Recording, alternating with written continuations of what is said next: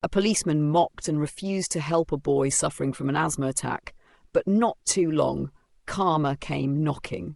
This is the story of pride, regret, and redemption. But before we dive in, take a deep breath and hit that like button.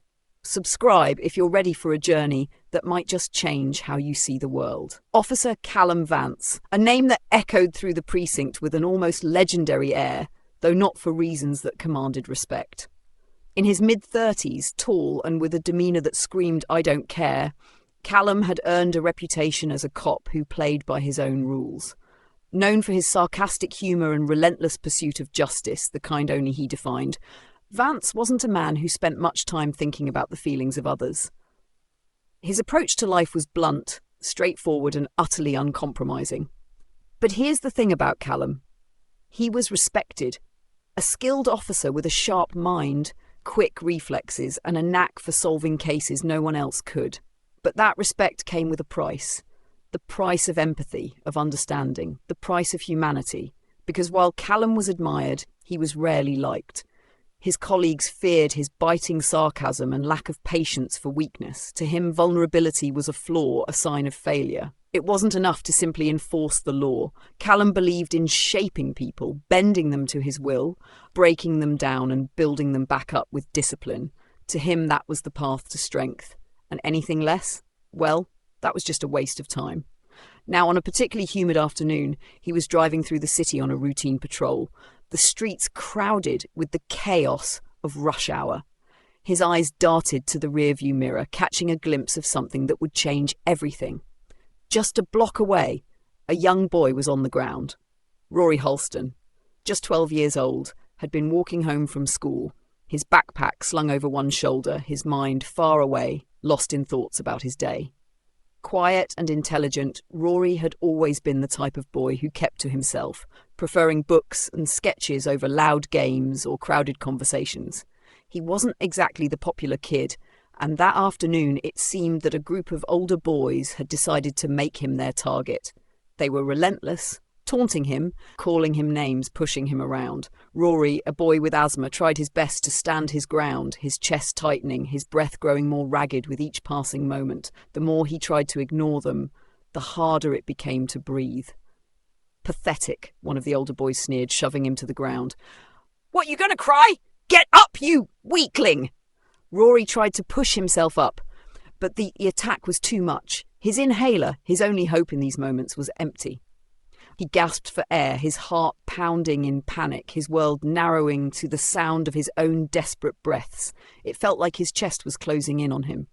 He reached for his inhaler again, but it was useless. The cruel laughter of the bullies surrounded him. And then, just as everything seemed like it was slipping away, Officer Callum Vance appeared. He'd been nearby, his patrol car cutting through the traffic when he noticed the small crowd gathered around the scene. From the moment he stepped out of the car, his presence commanded attention. His uniform crisp, his face set in its usual unwavering mask of authority. But there was no urgency in his step, no concern in his eyes. Instead, he stood there for a moment, surveying the situation as if it were some kind of joke. Rory, struggling for breath, looked up, his wide eyes pleading for help. "Please, I can't breathe." Callum's lips twisted into a smirk, as if he'd just seen the punchline of a bad joke. He approached slowly, a sarcastic glint in his eyes. "Oh, come on," he said, his voice dripping with mockery.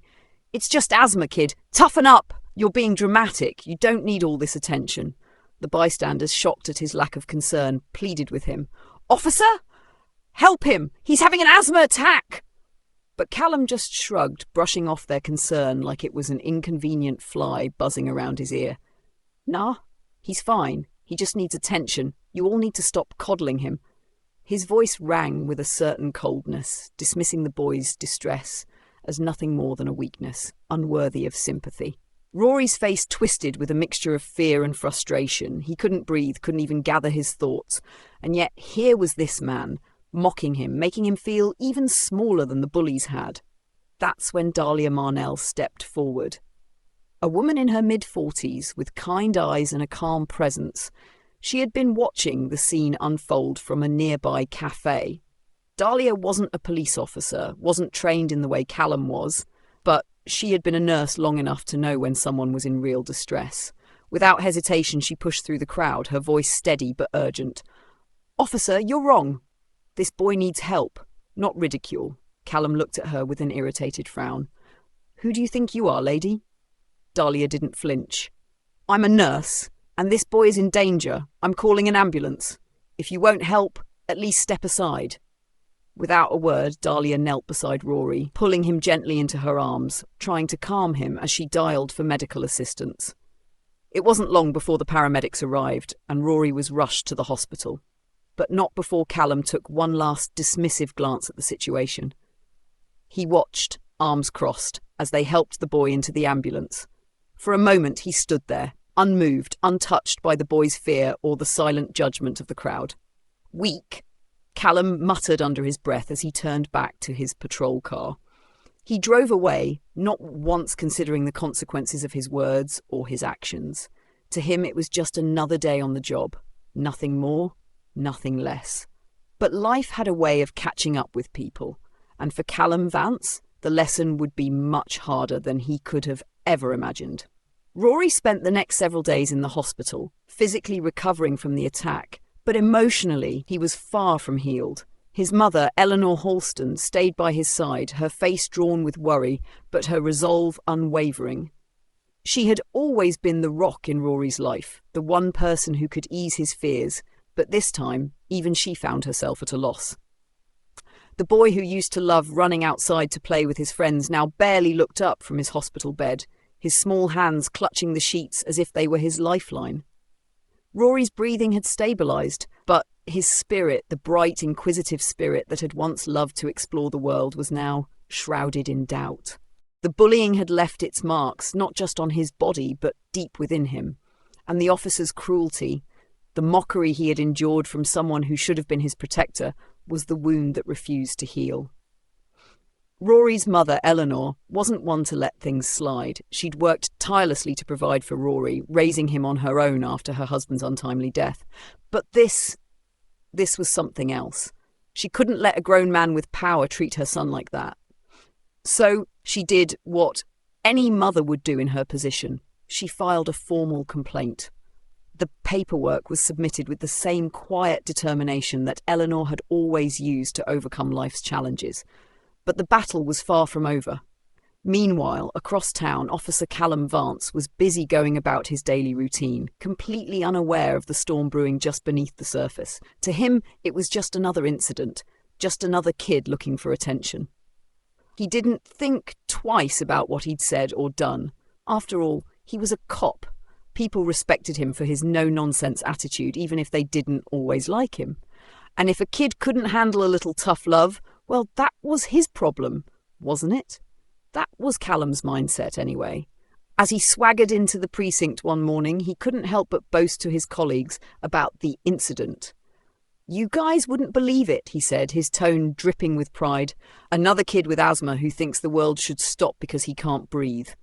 Toughen up, I say. That's the real world out there." His colleagues, half listening, half shaking their heads, didn't respond. They had seen Callum's arrogance before, and most had learned to ignore it. But that didn't stop him from pushing forward with his victory speech. "Look, I know what I'm doing," Callum continued, leaning back in his chair. "Sometimes these kids need a wake-up call. It's all part of growing up. Tough love, that's what it is." A few officers laughed uneasily, but one of them, Officer Robson, leaned forward. "You know, Vance, people are starting to talk. The complaint, the press, this could come back to bite you." Callum shrugged, not the least bit fazed. "Oh, please," he scoffed. "Complaints are a dime a dozen. I'll handle it. I'm not going to apologise for teaching a kid some tough lessons." It was then that Captain Lennox entered the room. A man of few words, but the kind who understood the weight of responsibility that came with wearing the badge. His eyes flicked toward Callum, his jaw tightening as he took in the arrogant smirk on his officer's face. "Vance," Captain Lennox said quietly, "I need to have a word with you." The rest of the officers fell silent, sensing the tension in the room. Callum looked up, unfazed, as the captain motioned for him to follow. In the captain's office, Lennox shut the door behind them, his voice cold but measured. You think this is about tough love, don't you, Vance? You think it's just another lesson in growing up? Callum crossed his arms, a challenge in his gaze. Well, yeah, that's how it is. Lennox's face softened for a moment, but his eyes never wavered. I don't think you understand the bigger picture here. This is about public perception, Vance. It's about how we're seen by the people we're supposed to protect. You're a role model, whether you like it or not. And this... He gestured toward the file of complaints on his desk. This is a problem. But Callum wasn't listening. His mind was already made up. He didn't need to apologise. He didn't need to care about how the world saw him. As far as he was concerned, he was in the right, and that was enough. I'll handle it, Callum muttered, turning to leave the office without another word. But as he walked out, the weight of the captain's words lingered in the back of his mind. For the first time, he began to question whether he might have misjudged the situation, though he wouldn't admit it aloud. While Callum brushed off the growing storm around him, Rory was at home, struggling with a storm of his own. He had been discharged from the hospital, but he wasn't the same boy who had left for school just a week ago. Rory's fear wasn't just physical anymore. It had crept into every part of his life. His anxiety had become an invisible weight he couldn't shake. The simple act of walking outside, of facing the world again, seemed impossible. What if he had another attack? What if people saw him struggling again, like the bullies had? What if the next time he needed help, there was no one to come to his rescue? The once curious, adventurous boy who had loved the outdoors now stayed inside, locked away in his room. He started to withdraw even further from his friends, no longer finding joy in the things that had once made him smile. To cope, Rory started drawing. At first, it was just doodles, simple sketches of his favourite places. But as the days passed, the drawings became darker, more vivid. His pencil scratched across the paper with a tension that mirrored the anxiety tightening in his chest. One drawing stood out above the rest, a sketch of himself, gasping for air, surrounded by shadows. And in the background, towering over him, was the figure of Officer Callum Vance. The officer's mocking smile was the focal point of the drawing, as though he were the one suffocating Rory's spirit with every word he'd spoken. It was raw, it was real, and it hurt. Rory didn't show the drawings to anyone, especially not his mother. She already had enough to worry about. But every time he picked up his pencil, he poured his fear, his confusion, and his anger onto the paper. Maybe in some way, drawing it out was the only way he could begin to process the pain. But he didn't realise yet the journey of healing would require more than just erasing the lines from a page. It would take something greater. Something that Callum Vance, for all his arrogance, was about to learn the hard way. Callum Vance always prided himself on his strength, physical, mental, emotional. In his eyes, nothing could shake him, nothing could break him. But life has a way of humbling even the proudest of souls. It happened on a crisp fall evening, during what should have been a routine response to a robbery at a small corner store. Callum was the first to arrive, his sirens piercing through the quiet streets. The suspect had already fled, but the situation was far from over. Smoke billowed from the building, curling into the night sky, and the store's terrified owner stood outside, shouting, "There's a fire! Someone's still inside!" Callum didn't hesitate. He charged in, his flashlight cutting through the thick haze of smoke. The air was hot, oppressive, each breath heavier than the last. He shouted, trying to locate the trapped person, his voice muffled by the crackling flames. And then it hit him, a wave of burning heat and acrid smoke that clawed its way into his lungs. At first he tried to ignore it, pushing forward, his determination blinding him to the warning signs. But within moments, his chest tightened, and breathing became an impossible task. The air seemed to vanish, replaced by an overwhelming pressure that made his head spin. His knees buckled and he dropped to the floor, gasping, clawing at his throat, his body trembling with panic. In that moment, Callum Vance, the man who had mocked a boy for being dramatic, experienced a terror unlike anything he'd ever known. The world around him blurred as he struggled for even a single breath. It was then that a firm but gentle hand grabbed his shoulder. "Stay calm, I've got you," a voice said, steady and reassuring. Callum looked up, his vision swimming, and saw the face of a young EMT, Nolan Dray. Nolan, no older than 25, had a calmness about him that felt almost surreal amidst the chaos. He worked quickly, guiding Callum out of the building and into the fresh night air. As Callum gulped down oxygen, his breathing began to stabilise, though the panic lingered. Nolan knelt beside him, offering a small, knowing smile. "Scary, isn't it? Feels like your body's betraying you." Callum nodded weakly, unable to speak. Nolan continued, his voice gentle but firm. "I get it. I've been there. I've had asthma my whole life. You learn to control the panic, to focus on the breaths you can take, not the ones you can't. But it takes practice and compassion." The words struck Callum like a blow. This young man, calm and composed despite his own struggles, had just saved his life. And for the first time, Callum truly understood the fear, the vulnerability that Rory must have felt. For days after the incident, Callum couldn't shake the memory of Nolan's words or the sheer terror he'd felt in that moment. He began to reflect on his actions, his arrogance and the harm he'd caused, not just to Rory, but to others who had depended on him for help and compassion. But fate wasn't done teaching him yet. Weeks later, found himself reluctantly attending a community event organised by his precinct. The goal was simple: rebuild trust between the police and the community. Callum didn't want to be there. He hated the forced smiles and superficial speeches. But Captain Lennox had insisted. The event was held at a local community centre, bustling with families, artists and small business owners. Tables were set up, showcasing everything from homemade crafts to local artwork. Callum wandered aimlessly, his hands shoved into his pockets, counting the minutes until he could leave. And then he saw it.